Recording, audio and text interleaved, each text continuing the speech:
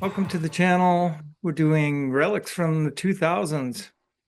So in my case, I picked two artists that had alt rock careers. They're still at it today. In one case, it's 20-year anniversary of the record, and these are some of the highlights, I think, from their career.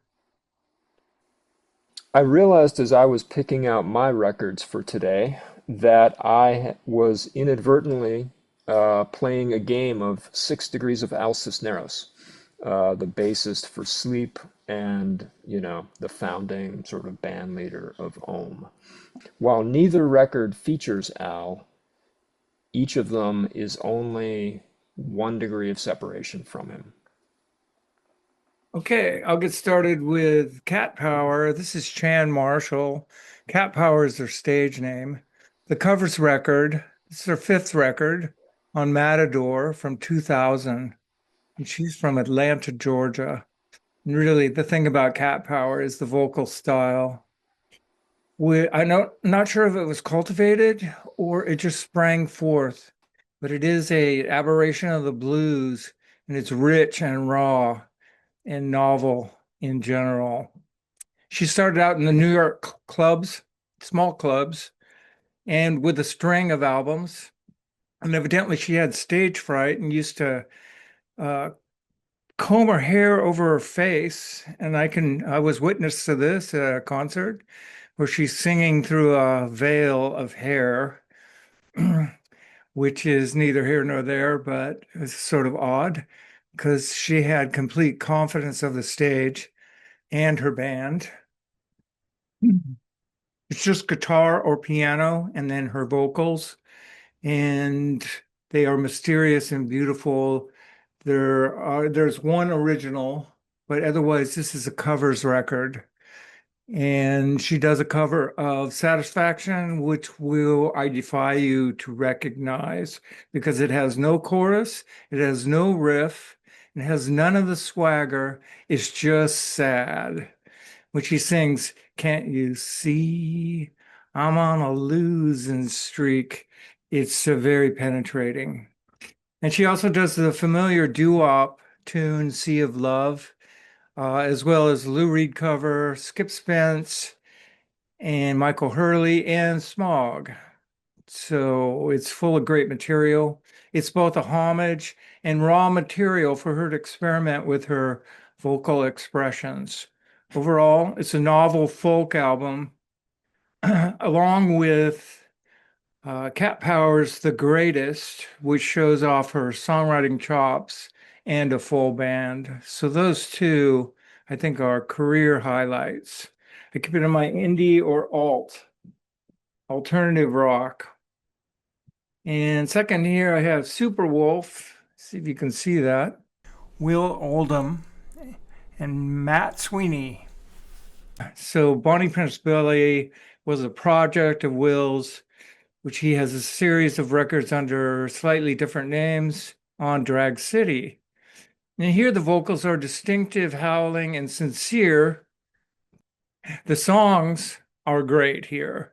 They're about death by shark, death by the sea, and public blowjobs. The lyrics were all written by Will, and the music was all written by Sweeney. And they play guitar together, they sing together, and it's either tender or forceful, but it's really the Oldham show here because it's he sings the leads for everything. The lyrics are mighty surreal, and I call this like weirdo blues and folk. It's also got the loud, soft dynamic, but it's always got tension, whether it has heavy guitar riffing or quiet chiming guitars. And is in the title track, he sings, "My home is the sea. I have often said I would like to be dead in a shark's mouth." That's somewhat surreal. Overall, it's well paced. It's a classic, and along with Greatest Palace music, is highly recommended. So I keep it in my alternative rock section. There they are together with Will changing a guitar string in the back of a car. That says a lot. Over. Okay, my first record is the debut from High on Fire from 2000, The Art of Self-Defense. High on Fire is the band that guitarist Matt Pike founded after Sleep broke up. Um, they share some DNA with Sleep, but they are much more aggressive. They're, they're not easy to categorize, actually. They're variously thrashy, sludgy, doomy. They're kind of rockin' as well. They're a trio like Sleep. And this debut here retains some of the droniness that made Sleep. But this is definitely an evolution for Matt Pike. If you don't know his work, I can confidently say he's one of the greatest guitarists walking the earth right now. The riffs on here are just bone rattling, earth shaking kind of stuff. And this was also Matt Pike's singing debut. If you hear him nowadays, he kind of sounds a little bit like like kind of like a rougher Lemmy, and it comes across as a bit of a bellow, not in a bad way.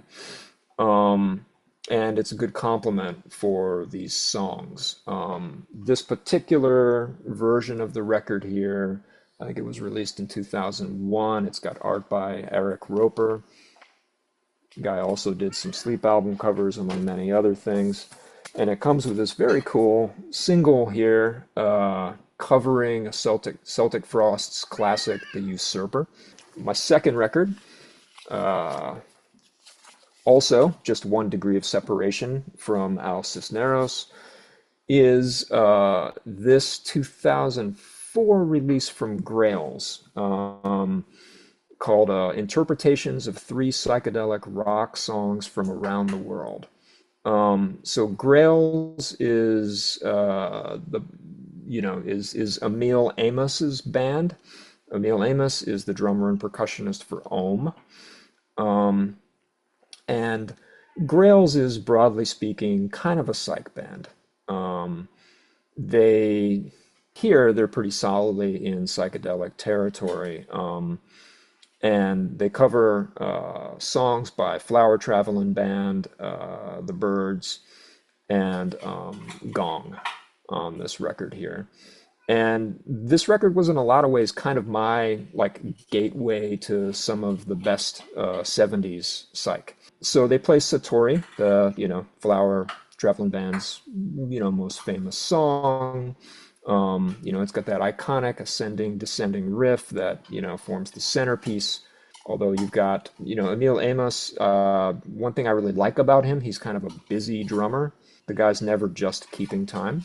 Space Odyssey from the Byrds, which takes the original sort of sing-songy vocals, transforms the song into something more like a Morricone Death Waltz or something. But it retains a little bit of that guitar jangle. And the final song is Master Builder from Gong. And here they make it much more of a slow burn, like the original is kind of frantic. But here it's atmospheric. It's not real easy to find, but it's not expensive either. And if you like this kind of stuff, it's very worth seeking out. How bizarre. Song, I like the way you say song. what are you talking about? You said song. Song. The song titles are like Long Voiceless Jam. It sounds like easy cynicism. Call me what you will. I'm an easy cynic. Gwennifer Raymond. She's in the tradition of like, Fahey and Basho. She's Welsh, apparently, and she's pretty new. Gwennifer Raymond. Contemporary primitive guitar players. Not primitive, that's like a misnomer, but Grandmas.